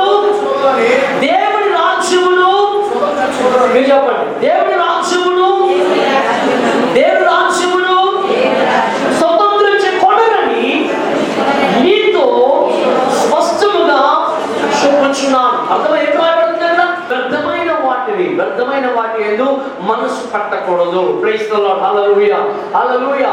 ఏంటంటే వ్యర్థమైన వాటి, ఇంకా మనం చదువుకున్నాం చూడండి, దేవుని యొక్క ఆత్మకు వ్యతిరేకమైనవన్నీ కూడా వ్యర్థమైనవే. చూడండి, దేవుని వాక్యం మనం చదువుకున్నాం. గలతీ రాసిన పత్రిక 5వ అధ్యాయము, గలతీ రాసిన పత్రిక 5వ అధ్యాయము, అదే చదువుకున్నాం చూడండి. 19వ వచనం చదువుకున్నాం. 19. శరీర కార్యములు స్పష్టమైనవి. అదేమనగా జారత్వము, అపవిత్రత, కాముకత్వము, విగ్రహారాధన, అభిచారము, ద్వేషములు, కలహములు, మత్సరములు, క్రోధములు, కక్షలు, భేదములు, విమతములు, అసూయలు, మత్తతులు, అల్లములు కూడిన ఆటపాటలు మొదలైనవి. చదువు. వీటిని గూర్చి నేను మునుపు చెప్పిన ప్రకారము ఇట్టి వాటిని చేయువారు దేవుని రాజ్యమును మీరు చెప్పండి, దేవుని రాజ్యమును స్వతంత్రించి కొనరని నీతో స్పష్టముగా చూపించున్నాను. అర్థమై బాగా ఆలోచన చేద్దాం. Praise the lord. హల్లెలూయా. ఇట్టి వాటిని చేయువారు దేవుని రాజ్యమును ఎంత మాత్రము కూడా స్వతంత్రించుకుంటారని కాదట. ఏమో రాయబడుతుంది, స్వతంత్రించుకొనరని స్పష్టంగా మీతో చూపించున్నాను. దీని వాక్యం చాలా క్లారిటీగా బాగా ఆలోచించండి. సో వ్యర్థమైన వాటిని మనసు పెట్టినప్పుడు, వ్యర్థమైనటువంటి వాటి వైపు తిరిగినప్పుడు నీ యొక్క హృదయము దేవుడిని ఆనందించేదిగా ఉండదు. నీవు దేవుని రాజ్యములోనికి, అనగా ఆ యొక్క పరిశుద్ధ పర్వతం మీద నివాసము చేయడానికి, ఆ దేవుని యొక్క పరిశుద్ధ స్థలములో నిలబడడానికి యోగ్యత కనిపించడం లేదు. అందుకే నేను వాక్యము రాయబడుతున్నాడు గమనించండి. ఇదిగో శరీర కార్యములు స్పష్టమైనవి. అవేమనగా జారత్వము, అపవిత్రత, కాముకత్వము, విగ్రహారాధన, అభిచారము, ద్వేషములు, కలహములు, మత్సరములు, క్రోధములు, కక్షలు. మనం ఏం చూస్తామంటే ఆ మొదలు 2-3 చూసుకుంటాం. అయ్యా నాకు జాగ్రత్త, అపవిత్రత లేదు కదా, కాముకత్వం లేదు, విగ్రహారాధన లేదు కదా అనుకుంటా. ఆ తర్వాత అన్నీ కూడా ఏదో ఒక టైంలో మనం పనిచేస్తూనే ఉన్నాయి. ఏమండి? కక్షలు, విభేదములు, మత్సతులు, ఇంకా భేదములు, అల్లరితో కూడిన విరోధములు, అల్లరితో కూడిన ఆటపాట. బాగా ఆలోచించండి ఒకసారి. Praise the lord. హల్లెలూయా, హల్లెలూయా. మనకు ఒక కండమ్నేషన్ కావాలి, మనకు ఒక ఏం కావాలి? మన హృదయమును ఖండించే, మన పరిస్థితులు ఖండించేది ఎవరంటే దేవుని వాక్యం. ఈ రోజు తల్లిదండ్రులు కూడా ఖండించుకునే పిల్లలు, అవునా? సో ఎందుకంటే వారి మార్గములే సరైనవిగా లేవు, అవునా? వారిని ప్రార్థన జీవితం లేదు, వారిని చర్చకెళ్ళి ఆడవాళ్ళు పిల్లల్ని ఖండిస్తారు. అవునండి ఒకసారి. సో నిన్ను ఖండించి నీ యొక్క వక్రమైన మార్గమును క్రమముగా మార్చగలిగిన ఎవరైనా అంటే దేవుని వాక్యమే. ఆమేన్, ఆమేన్. దేవుని వాక్యమే. అందుకే దావీదు గారు అంటారు, దేవా నీ వాక్యము నా పాదములకు దీపమును, నీ వాక్యము నా త్రోవకు వెలుగై ఉన్నది ప్రభువా. దేని చేత యవనస్తుతమైన నడకను శుద్ధి చేసుకుంటారంటే దేవుని వాక్యము చేతనే. ఆమేన్, ఆమేన్. అర్థమవుతుందా? హల్లెలూయా, ప్రైజ్ ది లార్డ్. సో బాగా ఆలోచించండి. అందుకే రాయబడుతున్న మాట చూడండి, వ్యర్థమైనవన్నీ కూడా, ఇవన్నీ కూడా మన శరీర కార్యములన్నీ కూడా వ్యర్థమైనవిగానే కనిపిస్తున్నాయి. సో ఏంటండి అంటే మన ముందున్న వాటిని పక్కన పెట్టా కింద చూడండి, మనం ఒకసారి పరీక్ష చేసుకున్నాం ఒకసారి మన హృదయములను. సో చూడండి, ద్వేషములు, ద్వేషములు. సో ద్వేషం అనేది ఒకరిపైన ఒకరు ద్వేషం పెరిగిపోయి ఏమవుతుందో తెలుసా? ఈ ద్వేషం పెరిగిపోవడం వలన ఒకరి మీద ఒకరు తెలియనటువంటి కక్ష పెరిగిపోతుంది. అర్థమవుతుందా? ఒకరిపైన ఒకరు తెలియని కక్ష పెరిగిపోయి చివరికి ఆ కక్ష ఏమవుతుందంటే ఒక మర్డర్కి, ఒక హత్యకు, లేదంటే ఒక భయంకరమైనటువంటి ప్రభావానికి దారి తీసేవిగా కనిపిస్తున్నాయి. అర్థమవుతుందా? ఈ రోజు మన హృదయాన్ని పరీక్షించుకున్నాం. ఆమేన్, హల్లెలూయా. మన హృదయానికి శుద్ధత వస్తే, మన యొక్క ఆత్మకు శుద్ధత వస్తే నీ ఆరోగ్యానికి కూడా స్వస్థత వస్తుంది. ఆమేన్, ప్రైజ్ ది లార్డ్, హల్లెలూయా. నీ లోపలంతా కూడా, నీ లోపల దేవుడికి ఆయాసకరమైనవన్నీ కూడా పెట్టుకొని బయటికి మనం ఎంత పౌడర్ రాసుకున్నా, బయటికి ఎంత బ్యూటీ పార్లర్కి వెళ్ళినా లోపల మాత్రము ఏమవుతుంది?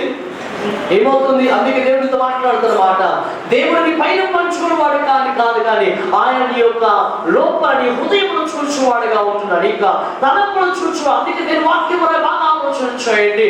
సో చూడండి, నేను వాక్యం చెప్తున్న మాట, భేదములు, క్రోధములు అనగా కోపములు, మత్సరములు ఒకరంటే ఒకరితో పడదండి. కొన్ని సంఘాల్లో పక్కన వాళ్ళంటే వీరికి పడదు, వీళ్ళంటే వారికి పడదు. అర్థమైందా? వారికన్నా కొంచెం గొప్పగా ఉన్నారనుకోండి, వారంటే వీరికి తెలియనటువంటి ఒక మత్సరముతో కూడినటువంటి మరి ప్రవర్తనతో అనేక మంది బ్రతికి వారిగా ఉంటున్నారు. అంత మాత్రమే గమనించండి. అక్కడ నేను కక్షలు, అసూయలు, మద్దతులు, అల్లంతో కూడిన ఆటపాటలు మొదలైనవి. ఈరోజు మనం పరిశీలన చేద్దాం.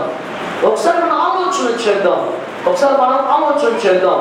సో బాగా ఆలోచన చేయండి. సౌలుకి దావీదు మీద ఏముందండి?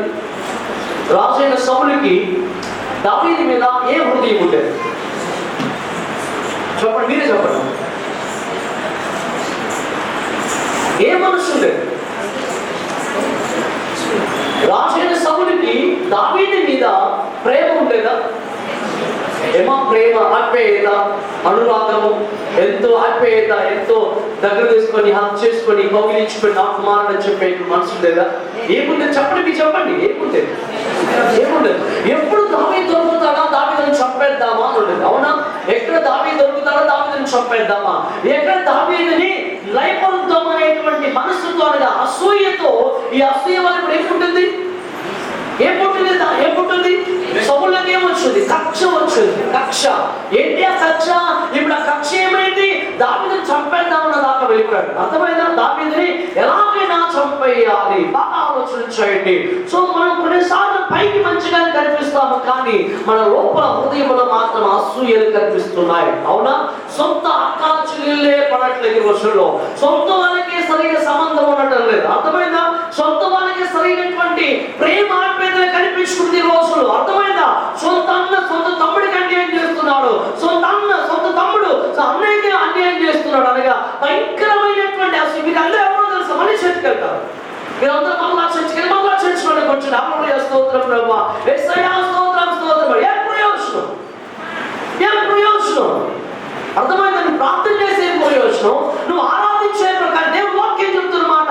ఇట్టి వాటిని కలిగిన వారు, ఇట్టి వాటిని చేయవారు దేవుని రాజ్యములో, చెప్పండి అందరూ, దేవుని రాజ్యమును స్వతంత్రించుకొనని స్పష్టముగా మీతో చెప్పుచున్నాను అని దేవుని వాక్యంలో చాలా క్లారిటీ క్లారిటీగా రాయబడుతుంది. ప్రియమైన దేవుడు సంగమ సత్యాన్ని గమనించుకుని ఉదయకాల సమయంలో మనలో మన యొక్క నీ ఆత్మీయ జీవితాలు ఎదగనివ్వకుండా చేసేది తెలుసా? ఈ అసూయలే. అది మనం చాలా లైట్ తీసుకుంటాం, చాలా లైట్ గా తీసుకుంటాం, అవునా? చాలా లైట్ తీసుకుంటాం. కానీ అది ఏమవుతుందో తెలుసా? అది పిల్లలు పెట్టి అది ఇంకా అనేకమైన వృద్ధి చేసి నేను అంతకులుగా మార్చేస్తాను. జాగ్రత్తగా అర్థమైందా? కొంతమంది చంపకపోవచ్చేమో, కానీ నోటి మాటలతో చంపేసే వాళ్ళు కూడా చాలా మంది ఉన్నారు. అవునండి, నోటి మాటలతో. మరి కత్తి లేదంటే ఇంకేది వారికి అవసరం లేదు. వారి నోటి మాటలతో ఇతరుల యొక్క ఇతరులకు విశ్వాసమును, ఇతరులకు ఆత్మీయ అభిమానమును చంపేసి చివరికి ఒక భయంకరమైన స్థితిలోకి తీసుకెళ్లిపోయేటువంటి భయంకర ఇదొక డీమోన్, ఇదొక భయంకరమైనటువంటి సాతాను. ఇది అర్థమైంది? భయంకరమైన దెయ్యం అండి ఇది. ఎందుకంటే నేను సత్యంతో మాట్లాడుతున్నాను. దినమున ఒక వ్యక్తి కోసం ప్రార్థన చేసేటప్పుడు ఆమెలో నుంచి ఒక దెయ్యం వచ్చి బయట నుంచి మాట్లాడుతుంది. ఏ కలుగు చేశామంటే ఈమెలోకి వెళ్ళి ఈమెలో నేను అసూయను కలిగించాను, ఈమెలో నేను కక్షను కలిగించాను, ఈమెలో భయంకరమైన కోపాన్ని పుట్టించి వాళ్ళ సొంత బిడ్డలు కాదు కదా, ఎవరినైనా సరే కోపం కొట్టేటువంటి స్థితిని కలిగించాను. ఇలా కలుగు చేసి ఈమె జీవితాన్ని నాశనం చేయడానికి ఈమెలోకి ప్రవేశించాలని చెప్పి ఒక దెయ్యం శక్తి మాట్లాడుతుంది. ప్రియమైన దేవుడి సంగమ సత్యాన్ని గమనించండి. దేవునికి వ్యతిరేకమని కూడా ఎవరు పెడతారు తెలుసా? దుష్టుడు వచ్చి పెడతాడు. అవునా? దుష్టుడు అనే ఆలోచన అన్ని కూడా నీ హృదయంలో గుర్తుతూ ఉంటాడు. మీకు ఆలోచన, మీకు ఒక మాట చెప్తాను, బాగా ఆలోచన చేయండి. ఒకసారి మీకు లాస్ట్ నేను చెప్పాను, ఒక పడిపోయినటువంటి ఫారెన్ ఏంజెల్ ఒకటి ఎదురైనప్పుడు ఆ యొక్క అది చెప్పిన మాట ఏంటంటే, లూసిఫర్ దగ్గర కొన్ని ఆత్మలు ఉన్నాయి, కొన్ని భయంకరమైనటువంటి చెడ్డ ఆత్మలు ఉన్నాయి. ఈ చెడ్డ ఆత్మలన్నీ కూడా లూసిఫర్ ఒక టైంలో వాటన్నిటిని కూడా సాతానుడు వాటన్నిటిని రిలీజ్ చేస్తాడంట. వారి యొక్క పరిపాలనలో, వారి రాజ్యంలో నుంచి వాటిని విడిచిపెట్టినప్పుడు ఈ విధమైనటువంటి చెడ్డాత్మలన్నీ కూడా వచ్చి అనేకుల్లో దూరి వారి భయంకరమైనటువంటి చెడ్డవాణిగా చేసి భయంకరమైనటువంటి పాపానికి అప్పగించేస్తారు. భయంకరమైనటువంటి పాపానికి, భయంకరమైన శాపానికి అప్పగించేస్తారు. ప్రియమైన దేవుని సత్యాన్ని గమనించు. అందుకే దేవుడితో మాట్లాడుతున్న మాట, ఈ ఉదయ కాలము నీ హృదయాన్ని పరీక్షించుకోవడానికి ఇది సమయము. ఆమేన్, ప్రైజ్ ది లార్డ్, హల్లెలూయా. నీ మనసును పరీక్షించుకోవడానికి సమయము. నీ తలంపులు, నీకున్నటువంటి కోరికలు, నీకున్న ఆలోచనలు, నీకున్నటువంటి వ్యర్థమైన వాటిని పరీక్షించుకోవడానికి సమయం ఇదే. అందుకే దేవుడితో మాట్లాడుతున్నాడు, వ్యర్థమైన వాటి యందు మనసు పెట్టకయు. ఆమేన్, ప్రైజ్ ది లార్డ్, హల్లెలూయా. అలానే కపటముగా మాట్లాడకయు. కపటమైన మాటలు అనగా దేవుడికి అయిష్టమైనవి. దేవుడు నీ యొక్క నోటి మాట ద్వారా ఇతరులను బలపరచమంటే ఈ నోటి మాట ద్వారా అనేకుల యొక్క హృదయాలు, అనేకుల్ని కృంగదీసేవారిగా, వాళ్ళని హత్య చేసేటువంటి వారిగా మనం అనేక సందర్భాల్లో ఉన్నాం. ఇవన్నీ కూడా మనకి ఎలా ఉంటుందో తెలుసా? లైట్ తీసుకుందామండి, ఇవన్నీ లైట్ అండి, ఇవన్నీ పట్టించుకునే అవసరం లేదు. అందరూ అలాగే ఉన్నారు కదా, అందరూ అలాగే ఉంటారు.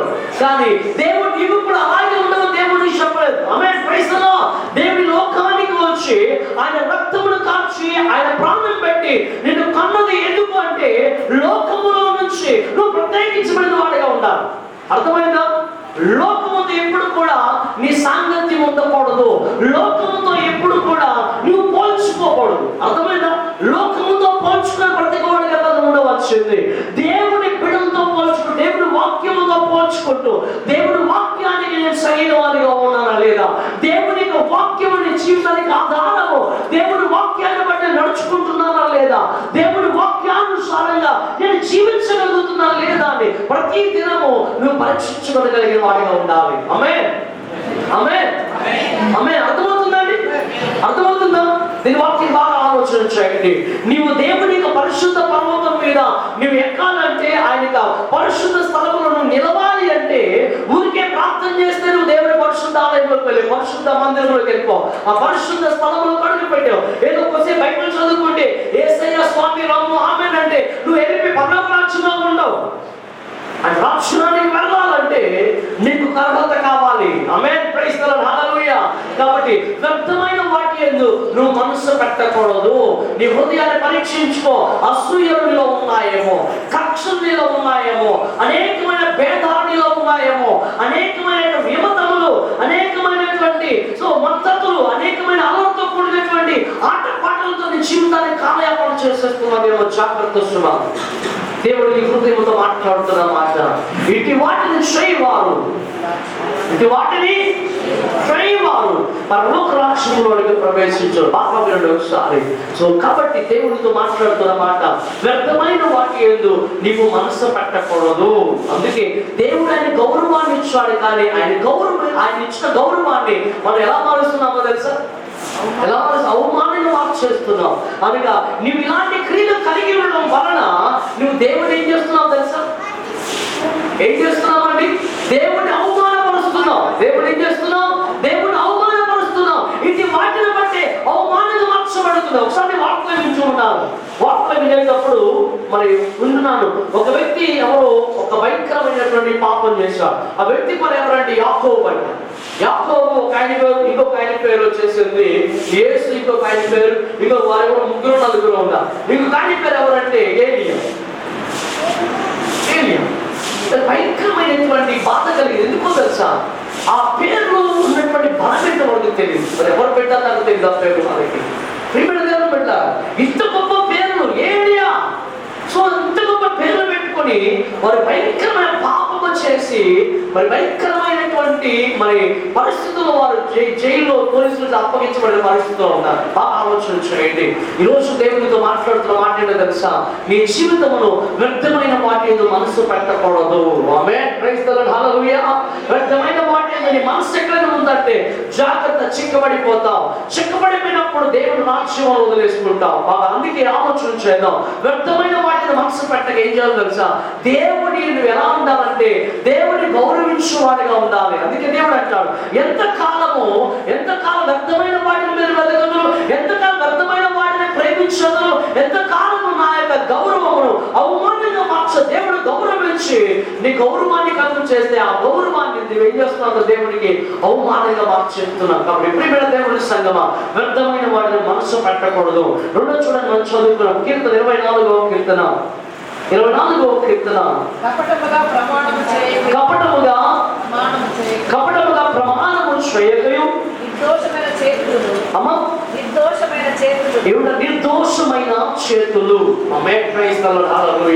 నిర్దోషమైన చేతులు అంటే క్లీన్ హ్యాండ్స్ అంటే అర్థమైందండి. క్లీన్ హ్యాండ్స్ కదా. సో శుద్ధమైనటువంటి చేతులు కలిగిన వారు. నిర్దోషమైన చేతులు అంటే క్లీన్ హ్యాండ్స్ కలిగిన వారిగా ఉండాలి. అర్థమవుతుందా? సో బాగా ఆలోచన చేయండి. క్లీన్ హ్యాండ్స్ అంటే అర్థం ఏంటి అంటే నీ చేతుల ద్వారా ఏ విధమైనటువంటి దుష్టత్వం ఉండకూడదు. అర్థమైంది? బాగా వినండి ఒకసారి. నీ చేతులు దుష్టత్వాన్ని కోరుకునేవుగా, దుష్టుల సాంగత్యంలో ఉండేవుగా ఉండకూడదు. అర్థమైందా? అపహాస్యం కూర్చున్న వాడు ఉండకూడదు. అందుకే మనుషులు దేవుని వాక్యం రాయబడుతున్నమాట. ఎప్పుడైతే అపహాస్యులతోనూ దుష్టులతోనూ చేయగలుగుతావో ఏమవుతుంది తెలుసా? వారి యొక్క సాంగత్యము నీ జీవితంలో వచ్చి కూర్చుంటుంది. అందుకే దేవునితో మాట్లాడుతున్నమాట. నువ్వు ఎలాంటి వాడిగా ఉండాలంటే శుద్ధమైన నిర్దోషమైన చేతులు కలిగిన వాడిగా. అంటే నీ చేతులు పాపమును కలిగినవిగా ఉండకూడదు. నీ చేతులు నిశ్చయముగా దోషభరితమైనవిగా ఉండకూడదు. నీ చేతులు నిర్దోషమైనవిగా ఉండాలి. ఆమేన్. Praise the lord. హల్లెలూయా. ఈ పాపము ఈ యొక్క చేతులు దేవుని కనపరిచేవిగా ఉండాలి. ఈ చేతులు దేవుని యొక్క కార్యములకు ఉపయోగపడేవిగా ఉండాలి. కానీ పాపములకు, శాపములకు, దేవునికి అయిష్టమైనటువంటి దోషపూరితమైన చేతులుగా నీ చేతులు ఉండకూడదు. అర్థమైందా? దేవుడి దగ్గర మాట్లాడుతున్నాడు. దేవుని యొక్క పరిశుద్ధ పర్వతం మీద ఎక్కదగిన వాడు ఎవరండి? దేవుని యొక్క పరిశుద్ధ స్థలములో ఉండదగిన వాడు ఎవరండి అంటే దేవుడు చెప్తున్న మాట, వ్యర్థమైన వాటి మీద మనసు పెట్టకూడదు, కపటముగా ప్రమాణము చేయకూడదు, నిర్దోషమైన చేతులు కలిగిన వాడిగా ఉండాలి. Praise the lord. హల్లెలూయా. దేవుని నామానికి స్తుతి కలుగును గాక. అందుకే దావీదు గారు 51 ప్రార్థన చేశారు, దేవా ఈ సోపుతో నన్ను కడుగుము దేవా. ఆమేన్. Praise the lord. హల్లెలూయా. నన్ను శుద్ధీకరించుము దేవా, నన్ను శుద్ధీకరించుము దేవా, నా అంతరంగంలో నాకు శుద్ధ హృదయాన్ని కలుగు చేయము దేవా. ఆమేన్. Praise the Lord. నేను ఎలాంటి వాడిగా ఉండాలనుకుంటున్నానంటే శుద్ధ హృదయం కలిగిన వాడిగా ఉండాలనుకుంటున్నా. నేను ఎలాంటి వాడిగా ఉండాలంటే పరిశుద్ధమైన చేతులు కలిగిన వాడిగా ఉండాలనుకుంటున్నా. అందుకే బాగా ఆలోచన చేయండి. మన చేతులతో చేస్తున్నటువంటి పాపముల నుంచి దేవుడు నీకు విడుదల కలుగు చేయడానికి ఆయన సిలువలో నీ కొరకే ఆయన చేతుల్లో మేకులు దింపబడ్డాయి. మేము యెరూషలేము ప్రాంతానికి వెళ్ళినప్పుడు నేటికి కూడా యేసయ్యను కట్టివేసినటువంటి ఆ యొక్క ఐరన్తో చేయబడినటువంటివి ఇప్పుడు కూడా నేటికి ఉన్నాయి, నేటికి కూడా. ఎందుకు దేవుడు ఆ శ్రమను భరించాడంటే నీ చేతులతో ఉన్నటువంటి ప్రతి పాపమును దేవుడు ఆయన పని వేసి నీ పాపము నుంచి విడుదల వచ్చాడు కనుక మరణానికి నువ్వు ఆ చేతులతో పాపము చేసేవాడిగా ఉండకూడదు. నిర్దోషమైన చేతులు కలిగినటువంటి వాడిగా నువ్వు ఉండాలి. ప్రైజ్ ది లార్డ్, హల్లెలూయా. బాగా ఆలోచన చేయండి. ఆ తర్వాత దేవుని వాక్యం చెప్తున్న మాట, శుద్ధ హృదయము కలిగిన వాడే. ఎవరండి? శుద్ధ హృదయము కలిగి ఉండు వాడే. ఎవరైనా? శుద్ధ హృదయము. ప్రైజ్ ది లార్డ్, హల్లెలూయా. నేను వాక్యం ఒకసారి మనం చదువుకున్నాం. చూడండి, మత్తయి సువార్త 6వ అధ్యాయము. మత్తయి సువార్త, దేవుడు మనకి ఇచ్చినటువంటి ధన్యతలో ఒక ధన్యత ఉంది. చూడండి, 6వ ధన్యత చదవండి ఒకసారి. మత్తయి సువార్త 6వ అధ్యాయము 8వ వచనం చదువుకున్నాం. హృదయ శుద్ధి గల వారు ధన్యులు. చదువుతున్నారా? మత్తయి సువార్త 5వ అధ్యాయం 8వ వచనం. హృదయ శుద్ధి గల వారు ధన్యులు, వారు దేవుని చూచెదరు. చాలండి. ప్రైజ్ ది లార్డ్, హల్లెలూయా. హృదయ శుద్ధి గల వారు ధన్యులు, వారు దేవుని. దేవుని ఎక్కడ చూస్తామండి? దేవుని ఎక్కడ చూస్తాం? ఈ భూమి మీద దేవుని చూడగలమా? ఈ కళతో దేవుని చూడగలమా? దేవుని చూడలేము. ఎందుకంటే నేను వాక్యం రాయబడుతున్న మాట ఈశ్వరముగా, ఇదిగో ఆయన సమీపింపడని తేజస్సులో వసించిన అమరత్వం కలిగిన దేవుడు. ఏ మానవుడు ఆయన చూడలేరు, ఏ మానవుడు చూచి బ్రతకలేడు. మహాగొప్ప తేజస్సు కలిగిన దేవుడు ఆయన. ఆయన్ని ఈ భూమి ఎక్కడిని దేవుని చూస్తామో తెలుసా? ఆయన పరిశుద్ధ పర్వతం ఎక్కినప్పుడు, అర్థమవుతుందా? ఆయన పరిశుద్ధ స్థానం అడుగు పెట్టినప్పుడు అప్పుడు దేవుని నువ్వు చూస్తావు. అందుకే ఆ దేవుడిని నువ్వు చూడాలంటే నీకేం కావాలో తెలుసా?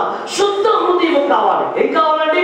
హృదయ శుద్ధి లేదా శుద్ధ హృదయం కలిగిన వారు. అందుకే హృదయ శుద్ధి గల వారు ధన్యులు, వారు దేవుని చూచెదరు. ఆమేన్. ప్రైజ్ ది లార్డ్, హల్లెలూయా. సో దేవుని వాక్యం రాయబడుతున్న మాట, శుద్ధ హృదయం కలిగిన వారిగా ఉండాలి, హృదయ శుద్ధి కలిగిన వారిగా ఉండాలి. బాగా వినండి ఒకసారి. మన హృదయము శుద్ధి చేసుకుంటూ ఉండాలి ప్రతి దినము. మన యొక్క ప్రతి స్థితిని శుద్ధి చేసుకుంటూ ఉండాలి. ఎందుకంటే మన హృదయము ఎలాంటిది అంటే దీని వాక్యం రాయబడుతుంది. చూడండి ఒకసారి మనం చదువుకున్నాం. ఇర్మియా గ్రంథము 18వ అధ్యాయము 17వ అధ్యాయము. ఇర్మియా గ్రంథము 17వ అధ్యాయము 9వ వచనం చదువుకున్నామండి. ఇర్మియా గ్రంథము 17వ అధ్యాయము 9వ వచనం చదువుకున్నాం. హృదయము అన్నిటికంటే మోసకరమైనది, అది ఘోరమైన వ్యాధి కలది. దాని గ్రహింపగల వాడెవడు? ఒకరి ప్రవర్తన బట్టి వాని క్రియల ఫలము చొప్పున ప్రతీకారము చేయుటకు యెహోవాను నేనే హృదయములను పరిశోధించువాడను, అంతరింద్రియములను పరీక్షించువాడను. ఆమేన్. ప్రైజ్ ది లార్డ్, హల్లెలూయా. దేవుని నామానికి స్తుతి. బాగా ఆలోచన చేద్దాం. ఈ రోజు దేవుని యొక్క పరలోక రాజ్యము అడుగు పెట్టేటువంటి అర్హత నీకు ఏంటంటే, మొదటిది వ్యర్థమైన వాటిని మనసు పెట్టకూడదు, కపటమైనటువంటి మాటలను మాట్లాడకూడదు, కపటముగా ప్రమాణం చేయకూడదు. మూడవదిగా దేవుని వాక్యం చెప్పిన మాట, ఇదిగో నిర్దోషమైన చేతులు కలిగి ఎవరి విషయంలో కూడా నీవు దోషిగా ఉండకూడదు. అర్థమైందా? నీ స్నేహితులైనా కావచ్చు, నీ పక్కింటోళ్ళు కావచ్చు, మరి నీ అన్న కావచ్చు, నీ తమ్ముడు కావచ్చు, నీ చెల్లి కావచ్చు, ఎవరి విషయంలో కూడా నీవు దోషపూరితమైన చేతులు కలిగి ఉండకూడదు. నీ దోషమైన చేతులు ఉండాలి. ఆమేన్. ప్రైజ్ ది లార్డ్, హల్లెలూయా. తర్వాత నీకు కావాల్సింది ఏంటంటే శుద్ధ హృదయం కలిగిన వారిగా ఉండాలి. ఆమేన్. Praise the Lord. ఈ హృదయమును కంట్రోల్ చేయడము చాలా కష్టం అండి. హృదయమును కంట్రోల్ చేయడం చాలా కష్టం, చాలా కష్టం. కానీ నేను వాక్యం చెప్తున్న మాట, హృదయము శుద్ధి కలిగిన వారిగా ఉండాలి. ఈ హృదయం ఎలాంటిది అంటే దేని వాక్యం రాయబడుతుంది, హృదయము ఎలాంటిదనగా అన్నిటికంటే ఘోరమైన, అన్నిటికంటే మోసకరమైనది. అన్నిటికంటే ఈ లోకంలో ఉన్న అనేకమైన మోసముల కంటే కూడా నీ హృదయము మోసకరమైనది. అర్థమైందా? ఈ హృదయం ఏం చేస్తుందో తెలుసా? మోసకరమైన వాటినే నీకు ఎక్కువ చెప్తాను. అర్థమవుతుందా? ఈ హృదయము మోసకరమైన వాటి వైపే నీ యొక్క కన్నులు తిప్పుతాయి. ఈ హృదయము మోసకరమైన వాటి ఏంటి నమ్మి ఉంచమని చెప్తూ ఉంటుంది. అందుకే నేను వాక్యం రాయబడుతుంది, హృదయము అన్నిటికంటే మోసకరమైనది. దానికి ఒక భయంకరమైన వ్యాధి దొరకాలి. ఏ వ్యాధి? ఎలాంటి వ్యాధి అండి?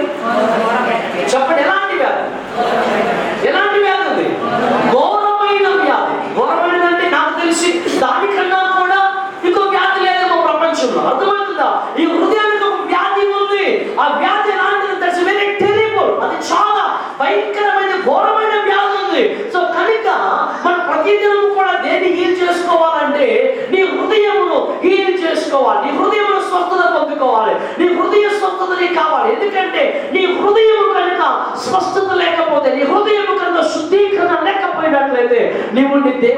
చూడలేవు.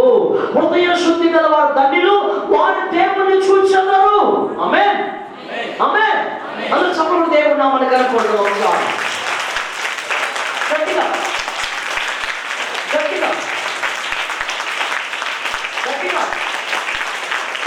ఇంకొంచెం గట్టిగా. హల్లెలూయా, హల్లెలూయా, హల్లెలూయా. బాగా అర్థమవుతుందా? బాగా ఆలోచన చేయండి.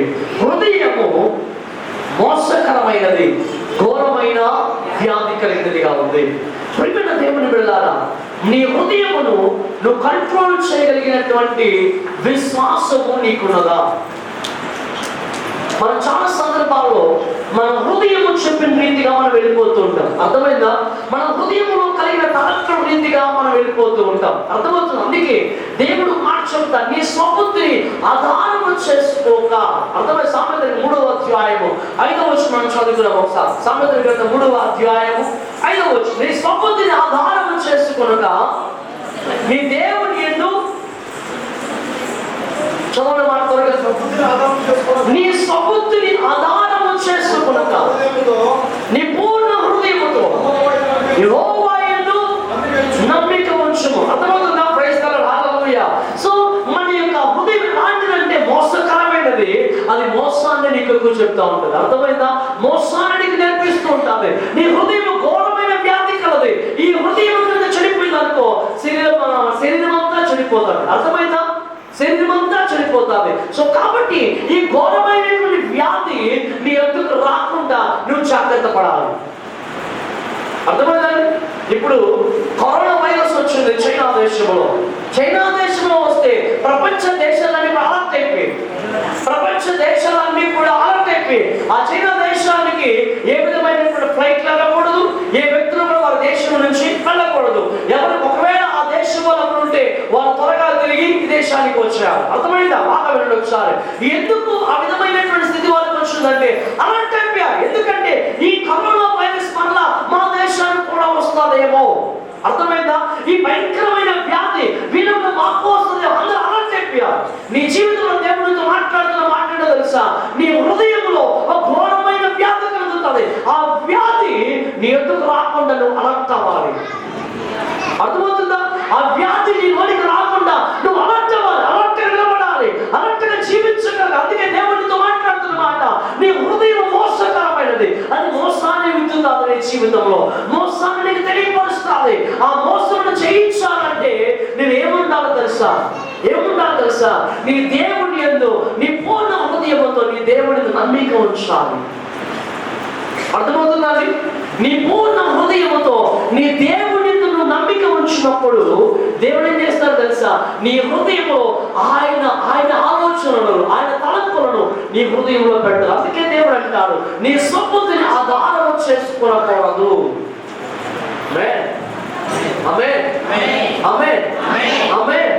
ఎందుకంటే నీ హృదయము నీ దేవుడు పరీక్షిస్తున్నాడు, జాగ్రత్త. నీ క్రియలను దేవుడు పరిశీలిస్తున్నాడు, జాగ్రత్త. దేవుడు చూస్తున్నాడు. అనుకోవచ్చు ఇప్పుడు ఏముందిలే అండి, బయట చట్టంలో కూడా బతికేస్తున్నారు, మనం బతికేస్తున్నాం.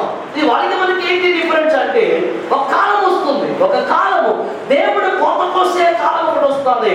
ఆ కాలం వచ్చినప్పుడు అర్థమవుతుంది, నీతిగా బ్రతికిన నీకు, హృదయ శుద్ధి కలిగి జీవించిన నీకు, హృదయంలో శుద్ధి లేకుండా జీవించిన వారికి ఉన్నటువంటి తేడా ఏంటి అప్పటికి అర్థమవుతుంది.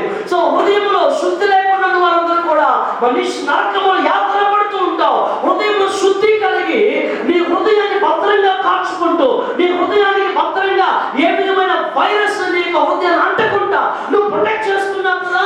ఆ యొక్క ప్రయత్నం, ఆ కష్టమైన ఫలం ఉంది కూడా నువ్వు పరలోక రాజ్యంలో దేవుని చెంత ఉన్నప్పుడు నీకు అర్థమవుతుంది. నిజమే. ఒకవేళ నా వందనాలు సమయం ఇంతవరకు నీ దాసుని ద్వారా ప్రభా సందేశం ఇచ్చినందుకు వందనాలు ప్రభా. నీ పరిశుద్ధ పర్వతం మీద మేమందరూ నీతో కూడా నివసించాలని మీరు ఇష్టపడుతున్నందుకు వందనాలు తండ్రి. మీతో నివసించాలంటే ప్రభా శుద్ధమైన నడవడిక కావాలని ప్రభానికి స్తోత్రాలు, వందనాలు నాయన. అయా కపటం లేకుండా ప్రమాణం చేయాలని ప్రభా, ప్రమాణంలో కపటం ఉండకూడదని ప్రభా, పవిత్రమైన చేతులు కలిగి ఉండాలని మేము నేర్చుకుంటున్నాం తండ్రి. నీకు స్తోత్రాలు, వందనాలు ప్రభా. వ్యాధి కలిగిన హృదయం కాకుండా శుద్ధమైన హృదయం కలిగినప్పుడు మిమ్మల్ని చూడడానికి ప్రభా ఆయా మాకు సహాయం చేయండి ప్రభా. నీకు స్తోత్రాలు వందనాలు తండ్రి. ఈ లోకంలో జీవిస్తుండగా ప్రభా నన్ను పిలిచివాడు పరలోక రాజ్యానికి వెళ్ళడు కానీ అయ్యా తండ్రి చిత్తం చొప్పున చేయవాడే అయ్యా పరలోక రాజ్యాన్ని ప్రవేశిస్తాడు. నీ మాట చొప్పున నీ దాసుడు మాట్లాడి నీ కృతజ్ఞతలు వందనాలు ప్రభా. అయ్యా నీ తండ్రి చిత్తం మీద ఎరిగి దాన్ని చేయడానికి సహాయం చేయండి, కృప చూపించండి, కనికరించండి ప్రభా. కేవలం మా సొంత భక్తి జీవితం కాదు కానీ నీవేం చెప్తున్నావు, నీ తలంపులు ఏమై ఉన్నావో దానిలోకి మేము నడిచి ప్రభా నీ హృదయానుసారంగా అద్భుతమైన కార్యాలు మేము చూడడానికి సహాయం చేయండి ప్రభా. నీతో కూడా నడిచి పవిత్రమైన మార్గంలో మేము ఉండడానికి సహాయం చేయండి, కృప చూపించండి, కనికరించండి. అయ్యా వాక్యాన్ని ప్రకటించిన నీ దాసుని ఇంకనూ వాడుకోనండి. ఈ కార్యక్రమం అంతా ఆశీర్వాదకరంగా నీ ఆత్మతో జరిగించినందుకు వందనాలు చెల్లించుకుంటూ వచ్చిన ప్రతి బిడ్డని వాక్యం ఫలించేటట్లుగా ఆశీర్వదించమని యేసయ్య నామములో అడుగుచున్నాను తండ్రి. వందనములు స్తోత్రములు దేవా తండ్రి. ఇంతవరకు నాయన తండ్రి మీరు జరిగించిన ప్రతి విషయంలో దేవా తండ్రి, ప్రతి కార్యక్రమాన్ని బట్టి తండ్రి వందనాలు స్తోత్రాలు దేవా తండ్రి. ప్రభువా ఆయన తండ్రి ఎత్తబడిన ప్రతి వాక్యాన్ని ప్రభువా తండ్రి మీరు అందరికీ ఫలింపజేయండి, సహాయం చేయండి ప్రభువా. నాయన తండ్రి చెప్పిన వాక్యాన్ని ప్రభువా సహాయం దయచండి. నిన్న ప్రతి బిడ్డన ప్రభువా ప్రతి మనసులో తండ్రి అయ్యా ప్రభువా ఆ యొక్క వాక్యాన్ని నింపి తండ్రి ఏ రీతిగా బతకాలి, ఏ రీతిగా జీవించాలి, ఏ రీతిగా ఉండాలి ప్రభువా నా తండ్రి అయ్యా ప్రభువా. నా తండ్రి మేము నైనా ప్రభు మలినం కాకుండా దేవా తండ్రి ప్రభువా చక్కటి హృదయాన్ని కలిగి చక్కటి నైనా తండ్రి మంచి హృదయాన్ని కలిగి జీవించడం సహాయం దయచండి ప్రభువా. తోడుగా ఉండమని తండ్రి, కనికరించమని తండ్రి. అన్ని విషయాల్లో మీకు కావాలి నిండుగా దయచమని, ప్రతి ఒక్కరికి మంచి ఆశీర్వాదం నిండుగా దయచమని, తోడుగా ఉండమని యేసు పరిశుద్ధమైన నామమును బట్టి ప్రార్థించుకుంటున్నాము తండ్రి. పరలోకమందున్న మా తండ్రి, మీ నామం పరిశుద్ధపరచబడుగాక, మీ రాజ్యం మాకు వచ్చుగాక, మీ చిత్తం పరలోకముందు ఎలాగో అలాగే భూమి యందును నెరవేరునుగాక. మాకు కావలసిన ఆహారం మాకు దయచేయండి, మా రుణస్తులను క్షమించి ఉన్న ప్రకారం మరులను మీరు క్షమించు, మమ్మల్ని శోందేక కీడుని తప్పించం. ఎందుకంటే రాజ్యము, బలము, శక్తి, మహిమ నిరంతరము మీరయ్యున్నావు తండ్రి. ఆమేన్. మన తండ్రి అయిన దేవుని ప్రేమయు ప్రభు అయిన యేసుక్రీస్తు కృపయు పరిశుద్ధాత్మ దేవుని అన్యుల సహవాసము ఇప్పుడు ఎల్లప్పుడు సదాకాలం మనకు తోడయును గాక. ఆశీర్వాదం మామీ వర్షింపజేయుమిసా ఆశతో నమ్మియున్నాము నీ సత్య వాగ్దత్తము ఈ మాహిమీద కృమ్మారించుము దేవా, క్రమ్మర ప్రేమ వర్షంబు కృమ్మారించుము దేవా. ఆమేన్ ఆమేన్ ఆమేన్. దేవుడు మనల్ని దీవించునుగాక. ఆమేన్.